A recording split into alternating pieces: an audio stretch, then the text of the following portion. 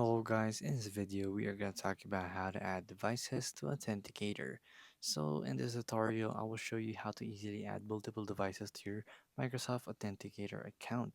So basically it's really simple. So when you're using Authenticator app and you want to transfer to a new phone, you can do so. So you'll have to sign up with your Microsoft account and then top left corner press backup this device basically, and you can use iCloud backup for this. If you're using your iOS device or if you're using an Android device, you can use another type of cloud backup system so that it will be able to back up your account.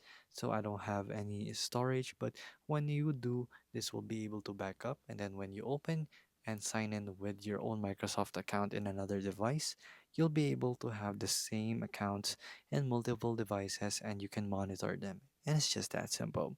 So if this video was helpful, please hit the like button and don't forget to subscribe.